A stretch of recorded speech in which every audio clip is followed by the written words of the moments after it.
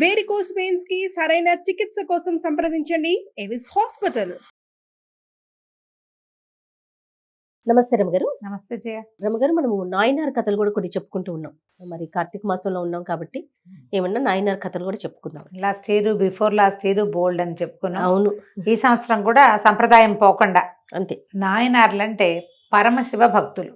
తమిళనాడు సుప్రసిద్ధ భక్తులని నాయనార్లు అంటారు. పరమశివ భక్తుల్ని ప్రత్యేకంగా నాయనార్లు అంటమే మనం తమిళనాడులో చూస్తాం.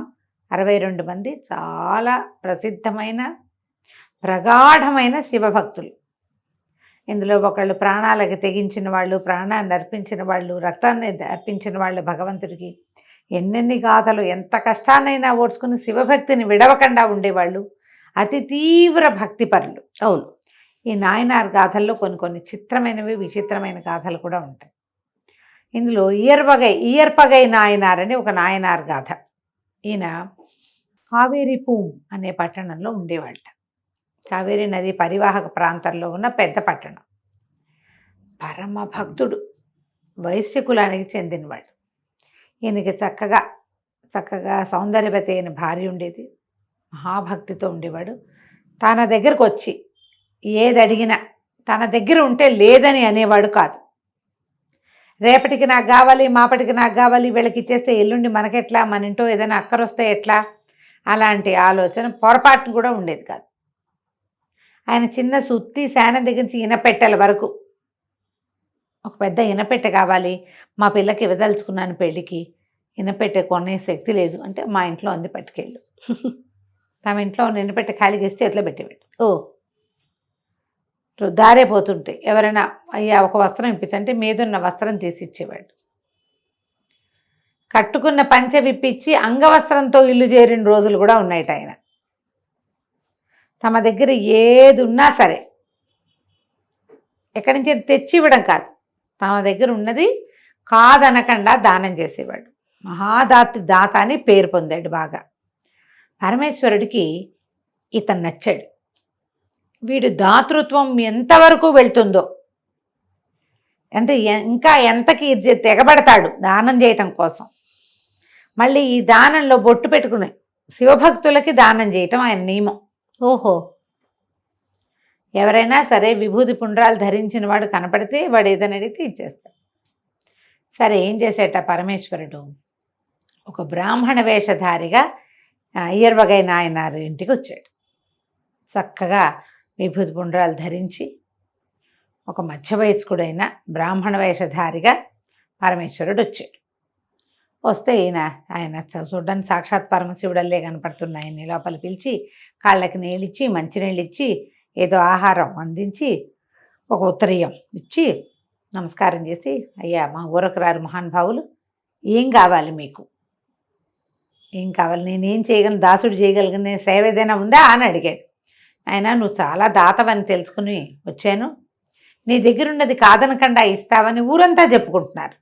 అంటే దానికి ఏం లోటు బాబు, నా దగ్గర ఏది ఉంటే అది, మీకు ఏది కావాలన్నా నేను ఇస్తా, దయచేయండి, మీకు చెప్పండి మీకేం కావాలి, ఇంతదని అంతదని ఆలోచించద్దు, ఇస్తే నాకెట్లాగో అని నాకెలాగో ఆలోచన, మీరు కూడా నాకట్లా ఆలోచించపోకండి, అడగండి ఇస్తానన్నాడు.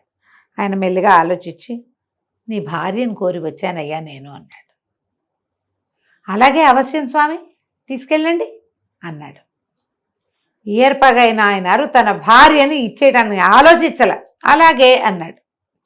అక్కడి నుంచి లేచి లోపలికి వెళ్ళి భార్యకి చెప్పాడు. అమ్మాయి, ఒక ఆయన వచ్చాడు, శివభక్తుడు, విభూతి పుండ్రాలు ధరించి సాక్షాత్తు శివమయుడుగా కనపడుతున్నాడు. మరి ఆయన నిన్ను కోరి వచ్చాటమ్మా, నేను ఆయనకి అప్పచెప్తానని మాట ఇచ్చాను అనేసరికి ఆవిడ నిశ్చేష్టంగా అయిపోయింది. ఏమిటిది, ఏం జరుగుతోంది?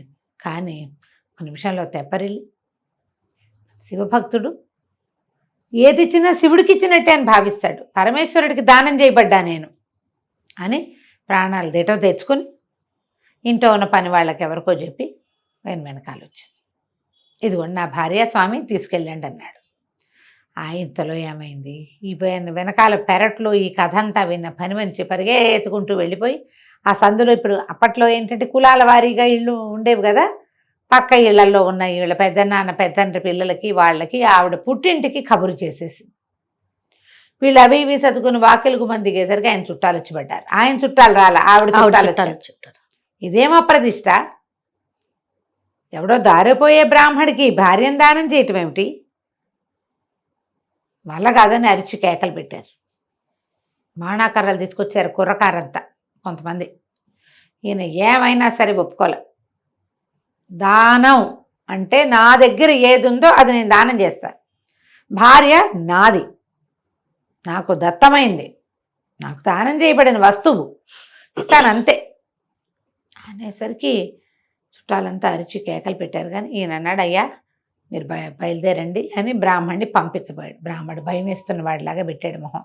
భయంగా ఉంది, ఒకవేళ నేను ఊరు దాటే లోపల వీళ్ళంతా నా మీద పడతారేమో నీ చుట్టాలు అనగానే ఆయన అన్నాడు, ఓ బాణాకర్ర తీసుకుని పదండి బాబు, నేను మిమ్మల్ని దింపొస్తాను, మీరు ఏ ఊరు వెళ్ళాలో ఆ ఊరు నేను మీ వెనకాలే వస్తానని బ్రాహ్మడు ఈ ఏర్పగైన ఆయన భార్య ఆ వెనకాల బాణాకర్ర పుచ్చుకుని వీరభద్ర అవతారంలాగా కనపడుతున్న ఈ ఏర్పగైన ఆయన కూడా బయలుదేరేసరికి బాగా నడిచి వెళ్తుంటే వీళ్ళు ఈవిడ చుట్టాలు ఉన్నారుగా, వాళ్ళు ఊళ్ళో ఉన్న కొంతమంది క్షత్రియుల్ని పోగేసుకుని ఇది చాలా అన్యాయం, స్త్రీని దానం చేయటం ఏమిటి, కన్య తండ్రిది, ఆయన కన్నాడు, ఆయన దానం చేసి ఉత్తమ సద్గతులు పొందాడు, ఇప్పుడు ఆమెని భర్త ఇంకొకళ్ళ దానం చేస్తే అది వ్యభిచారం అయిపోతుంది, దానం అవ్వదు, అది ఇట్లా చేయకూడదు, ఈ కులం తప్పటం ఏమిటి, పద్ధతి ఏమిటి, స్త్రీని దానం చేయటం ఏమిటి అని అరిచి కేకలు పెట్టుకుంటూ ఒక పెద్ద సమూహంతో వచ్చి పడ్డారు.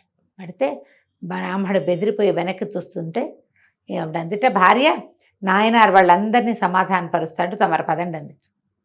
ఆయన ఆవిడ నడుచుకుంటూ పోయారు. ఈ వెనక్కి తిరిగి చూసిన నాయనారా వచ్చిన మీద పడిన వాళ్ళందరినీ కొట్టేశాడు. కొట్టేసి మళ్ళీ వాళ్ళ వెనకాల నడవటం మొదలుపెట్టాడు. అయితే ఒక మలుపు తిరుగుతుంటే మలుపులో నిలబడి భార్య కనపడిందట. ఆయన కనిపించలే. ఈయనేమనుకున్నాడు, అయ్యో బ్రాహ్మణాయన శివభక్తుడు భయపడి పారిపోయాడేమో భార్యను వదిలిపెట్టి అని వెళ్ళి, ఏమే ఆయన వెనకాల పరిగెత్తుకుంటూ వెళ్ళొద్దు నువ్వు. ఆయన ఎక్కడికి వెళ్ళాడంటే, ఆయన ఎక్కడికి వెళ్ళలేదండి, ఇటు మలుపు తిరిగాము ఇద్దరము, చూస్తుండగానే మాయమైపోయాడు, నాకు కనపడలేదు అనేసరికి అటు ఇటు వెతికారట ఇద్దరు. అన్ని పక్కల వెతికి పరమేశ్వర చేసిన దానం వృధా పోతోందే అని దుఃఖపడుతూ నుంచున్నట్టు ఆయన. మరి భయపడి ఆయన పారిపోయాడు. ఈ దుర్మార్గుల వల్ల కదా శివభక్తుడు నిరాశతో వెళ్ళిపోయాడు. ఆయనకి ఎంత స్త్రీ అవసరం ఉందో పాపం. దుఃఖపడుతూ నుంచుంటే పెద్ద మెరుపు మెరిసింది. ఆ మెరుపులో పరమేశ్వరుడు కనబడ్డాడు పార్వతీ సమేతుడు. భార్యని కూడా దానం చేయగలిగేవాడే ఎవడైనా లోకంలో ఉన్నాడంటే అది కేవలం నాయనార్ వల్లే అవుతుంది అని చెప్పి వీళ్ళిద్దరికీ సద్యో మోక్షాన్ని ఇచ్చాడట. ఆయన దానం చేశాడు, ఈవిడ ఒప్పుకుందిగా. చూడండి, భర్తకు తగ్గ భార్య, పతివ్రత కాబట్టి ఆవిడ ఒప్పుకుంది. వాళ్ళిద్దరికీ వెంటనే సాయుజ్యముక్తిని ప్రసాదించాడు. వాళ్ళ శరీరాలు దొరకలేదు అక్కడ. దూరం నుంచి మెరుపులు మెరుస్తూ ఉన్నది మాత్రం ఈ కింద పడిపోయినగా చుట్టాలు వీళ్ళలో చాలామంది చూశారు. మెరుపులు మెరిసినాయి. దానం తీసుకున్న బ్రాహ్మడు కనపడలేదు. ఎక్కడైతే వీళ్ళు నుంచుని మొదట వాళ్ళకి కనపడ్డారో అక్కడ పచ్చగా బోలెడన్ని మొక్కలు పుట్టినట దారిలో. అది చూసి ఆశ్చర్యపోయారు. ఆయన పరమభక్తుడు నాయనారు, అందుకనే భగవంతుడు ఇట్లా వాళ్ళని కరుణించాడు, ఇదంతా పరీక్షేనని ఈ దెబ్బలు తిన్న వాళ్ళందరూ పరమేశ్వర ధ్యానం చేసుకుంటూ వెనక్కి తిరిగి వెళ్ళారు కదా కంచికి, మనం ఇంటికి. వా, నిజమైన భక్తులు కదా కదా. అంటే ఇది ఆ కాలంలో అలాంటి తీవ్రమైన భక్తి ఉండేది జయ. మనకి ఇది వింతగానే అనిపిస్తుంది. ఇది 12 దానం చేయటం ఏంటి అనిపిస్తుంది. 12-14 శతాబ్దాల్లోనే జరిగిందట ఇది. నమస్తే. నమస్తే జయ.